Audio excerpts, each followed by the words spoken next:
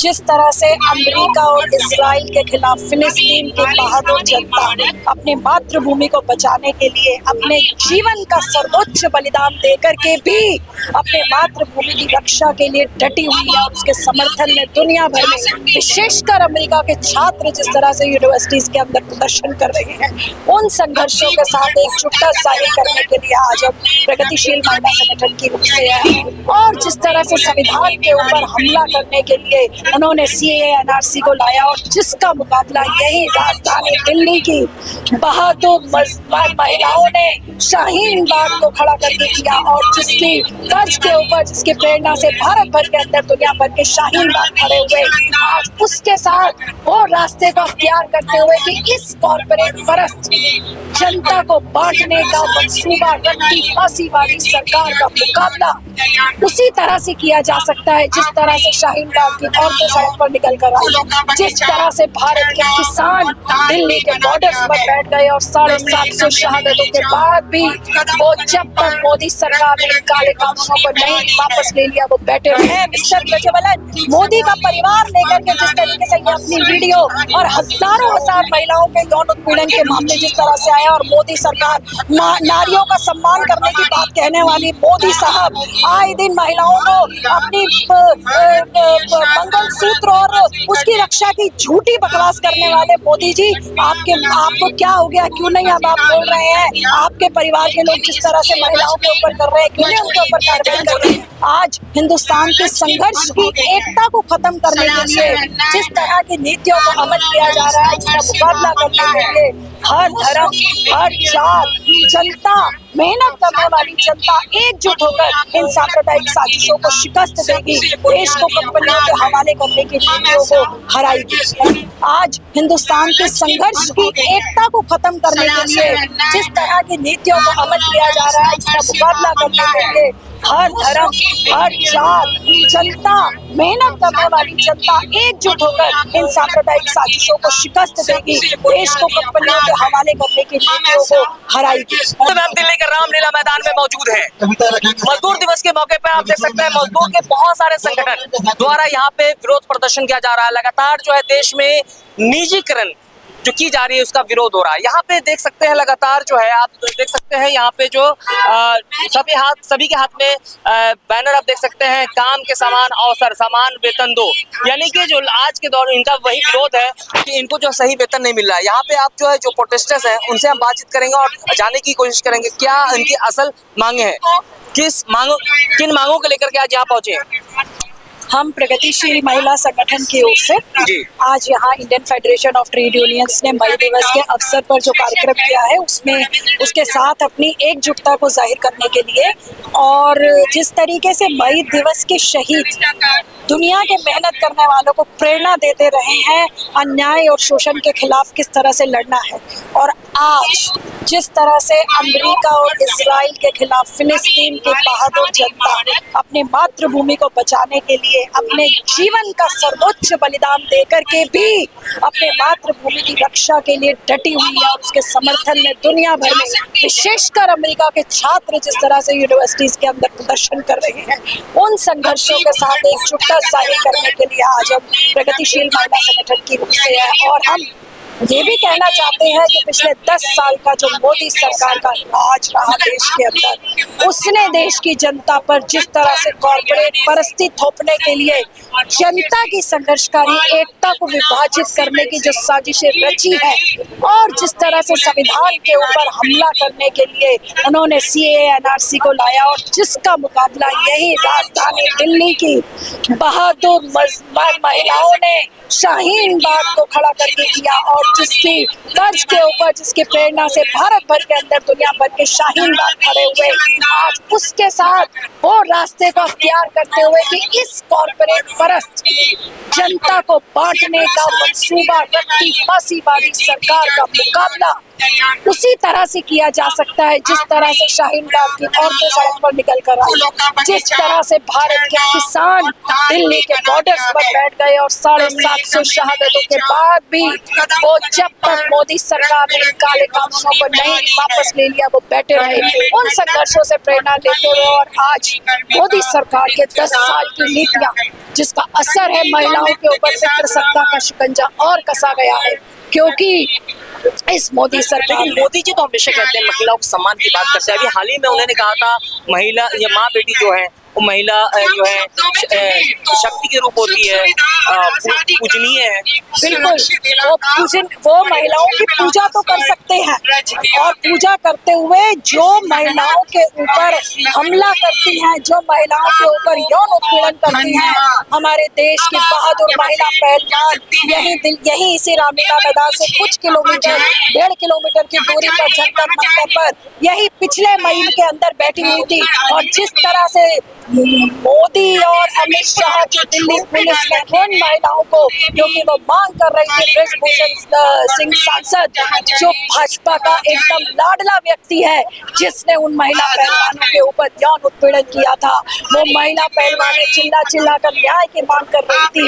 वो महिला पहलवान अपने सम्मान के लिए न्याय की मांग कर रही थी। कहाँ थी मोदी की सरकार जब महिला पहलवानों को जिस ब्रूटैलिटी के साथ उनके ऊपर हमला किया गया, जिस ब्रूटैलिटी के साथ उनको घसीट करके पुलिस वैन के अंदर डाला गया। हम ये भी पूछना चाहते हैं इसी मोदी सरकार से, एक सवाल करना चाहेंगे। एक्स एमपी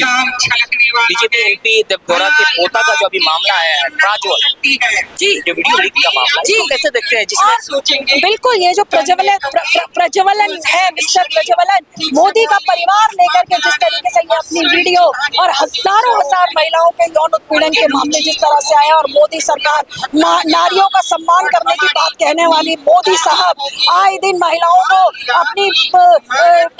मंगलसूत्र और उसकी रक्षा की झूठी बकवास करने वाले मोदी जी, आपको क्या हो गया? क्यों नहीं आप बोल रहे हैं? आपके परिवार के लोग जिस तरह से महिलाओं के ऊपर कर रहे हैं, क्यों नहीं उनके ऊपर कार्रवाई कर रहे हैं? कहते हैं कि वो तो उनके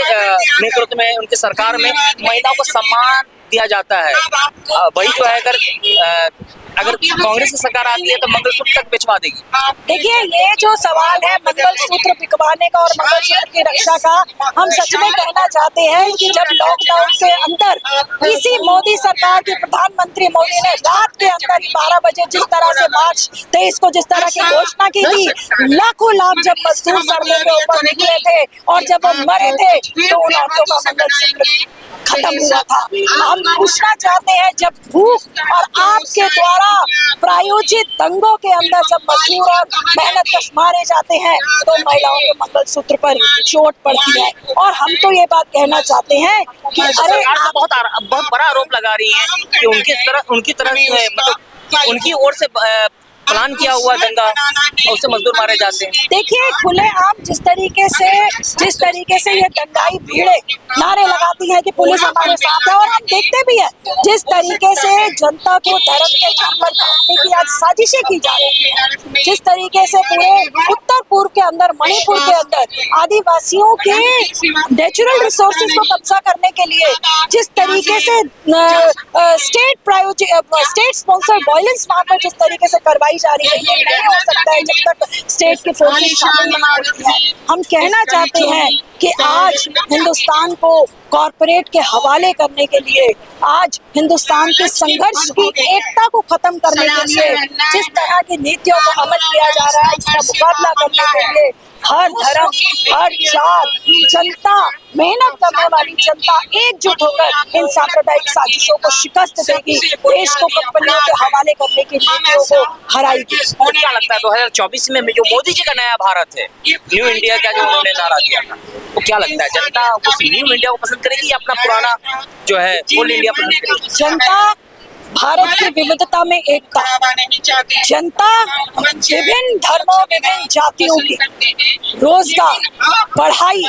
इलाज, अपने बेसिक हकों के लिए गारंटी करने वाले भारत की जनता संविधान के अंदर जो जनपक्षीय मूल्य है उनकी रक्षा के लिए जनता समझ रही है इनके इरादों को, और जनता निश्चित तौर पर इन सांप्रदायिक ताकतों को नाकाम करेगी और जनता वो नया भारत चाहती है जिस नए भारत के अंदर सबको रोजगार होगा, जिस नए भारत के अंदर दलितों पर हिंसा करने वालों को राजकीय समर्थन नहीं मिलेगा, जिस नए भारत के अंदर सबको पक्की नौकरियों और इलाज की सुविधा होगी। और ये निश्चित है कि मोदी जी जिस नए भारत की बात करते हैं उसमें ये सब होगा। इसलिए जनता अपने संघर्ष की एकता के द्वारा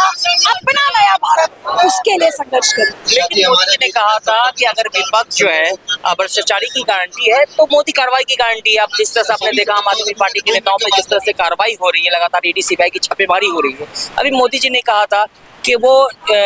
विपक्ष के नेता पे जो कार्रवाई कर रही है वह से बुखला करके उनके खिलाफ बहुत सारे बयान करते हैं, बहुत आरोप लगाते हैं। देखिए, मोदी सरकार के 10 साल के राज में और खास करके पिछले 5 साल में इन्होंने जो काम किया है कि जो संवैधानिक संस्थाएं हैं उनको अपने कंट्रोल में किया है, और ईडी और सीबीआई। और हम तो ये भी बात कहना चाहते हैं कि जैसे ही कोई विपक्ष का नेता कांग्रेस में शामिल हो जाता है, लगभग 25 ऐसे बीजेपी में शामिल हो जाता है विपक्ष का नेता, तो वो दूध का धुला हो जाता है। ये कैसे हो रहा है? ये ईडी और सीबीआई और इनकम टैक्स, ये संस्थाएं अपनी इंडिपेंडेंस मोदी सरकार के राज में खड़ी है। सूरत का मामला आपने देखा होगा किस तरह से जो कांग्रेस के प्रत्याशी का नाम वापस ले लेते, उसके बाद जो है